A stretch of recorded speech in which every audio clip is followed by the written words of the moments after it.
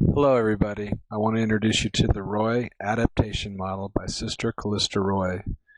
Sister Roy was born in Los Angeles, California in 1939. Her education includes an MSN in nursing and a PhD in sociology. She currently teaches at the Cannell School of Nursing at Boston College. The origin of her adaptation theory had two main sources. The first was when she was working as a pediatric nurse, she noticed the resiliency of children and their ability to adapt to major physical and psychological changes. The second was during a seminar. She was challenged by Betty E. Johnson, the behavioral systems nursing theorist, to develop a conceptual model of nursing with adaptation. The central concept in her theory is adaptation of the person. The person scans the environment for stimuli, response is made, and adaptation occurs. The response can be adaptive or an ineffective response. The goal of nursing, under her model, is the promotion of adaptation for individuals and groups in each of the four adaptive modes, contributing to the health, quality of life, and dying with dignity.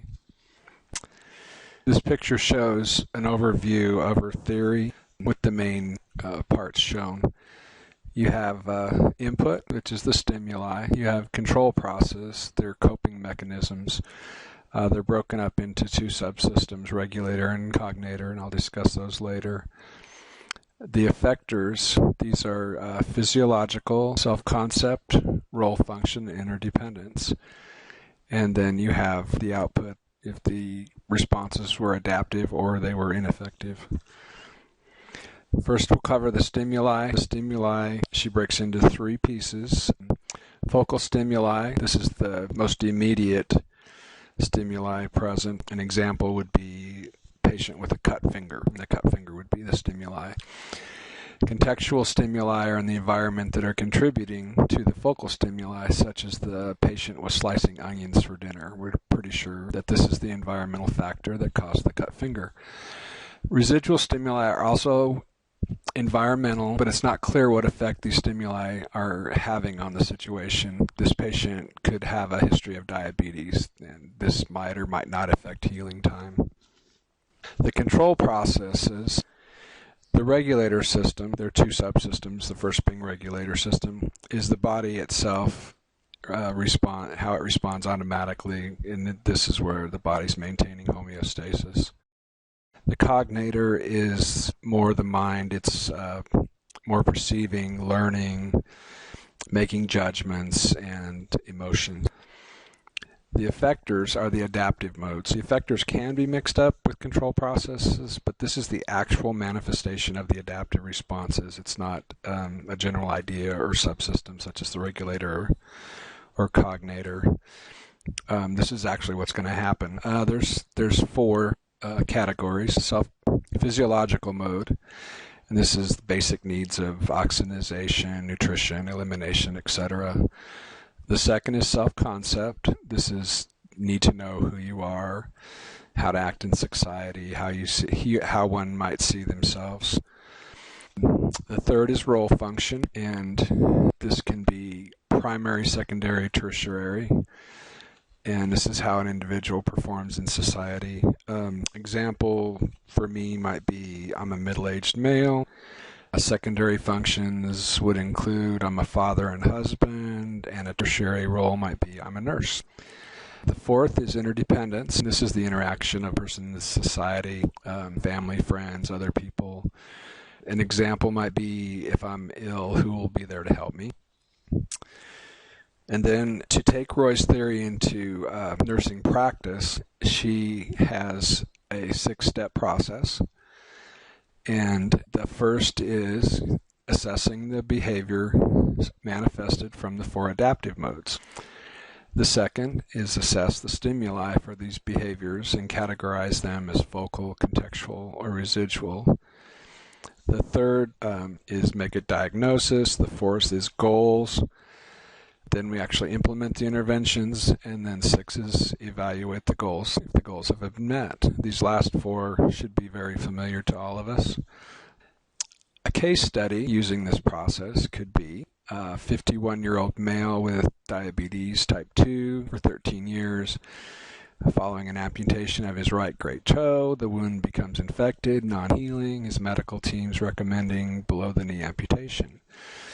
And using the first step of the process, the nurse assesses the patient in the 4 adaptive modes. In the physiological mode, this could include heart sound, oxygenation, condition of the wound, all physical responses. In the self-concept mode, this patient may be anxious about changes in body condition or body image. In the role performance mode, he may be worried about his ability to support his family after this operation. In the interdependence mode, he may wonder where his social support's going to come from, his family, his friends. Will someone be there for him? In step 2, the assessment of the stimuli are considered. The focal stimuli in this case are going to be the non-healing wound and the immediate below-the-knee amputation. Contextual stimuli could be his diabetes for the past 13 years, whether he was compliant with medical advice, just how he's treated himself for the last 13 years. Residual stimuli could be other medical conditions, such as a heart disease or his family status. Is he married? Does he have children? Are they supportive of him?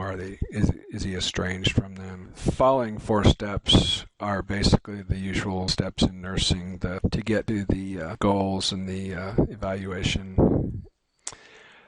Following the 6-step process takes what is a grand nursing theory into a practical pathway for nurses to follow. It almost seems like this theory is kind of a cross between a mid-level and a grand theory.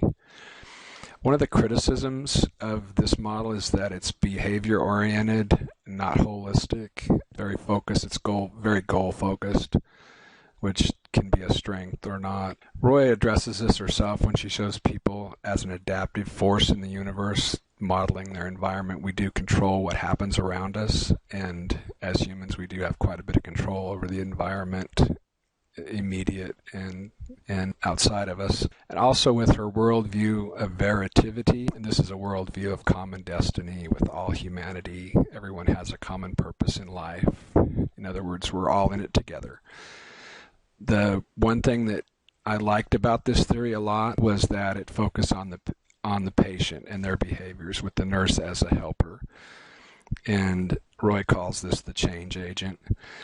We've all seen patients that are non-compliant and the consequences they experience. We've also seen patients that confront their illnesses and have much better outcomes. I think this process is a way for the nurse to create an environment that will help patients and find those better outcomes.